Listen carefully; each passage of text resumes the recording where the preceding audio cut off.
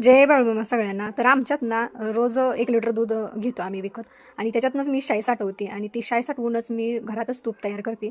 आणि आता संक्रांतीचा सण जवळ आलाय, म्हटलं तूप काढून घेऊया म्हणून, कारण पोळ्यांनाही लावायला लागल. आणि मी ही शाई हलवती, माझ्याकडे जे पिठलं वैरायचं काय आहे ना त्यानंच हलवती, कारण माझ्याकडे रवी वगैरे काय नाही आणि मला मिक्सरमधनं काढायला पण जमत नाही. म्हणून काढलं आणि मस्तपैकी तयार करून घेतलं तूप.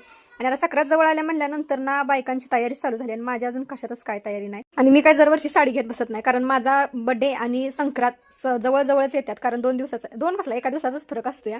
तर बड्डेला घ्यायचं का सक्रातीला साडी घ्यायची हीच आमच्यात विषय चालू असतो कायम.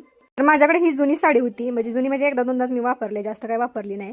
आणि त्याच्यावरचा ब्लाऊज असा काय होता जी मला अजिबातच आवडला नाही आणि ती मी पूर्ण उसवला आणि त्याच्यापासून मी दुसरा ब्लाऊज तयार केला, जसा मला पाहिजे होता तसा तयार केला. आता जरा मला हा ब्लाऊज बरा दिसायला लागलाय. तोपर्यंत झालं संध्याकाळच्या स्वयंपाकाचं टायमिंग. मग चपात्या करायच्या होत्या, तर हिकडे जी उरलेलं तूप होतं ती म्हणलं धुवून कुठं घालवायचं म्हणून चपात्याला लावून घेणार आहे. आणि तेवढ्या तुपात माझ्या सगळ्या चपात्या झाल्या. 5-7 चपात्या करायच्या होत्या, तेवढ्या तुपात पूर्ण झाल्या. तर तुमची संक्रांतीची तयारी कुठवर आली ती पण मला कमेंटमध्ये नक्की सांगा.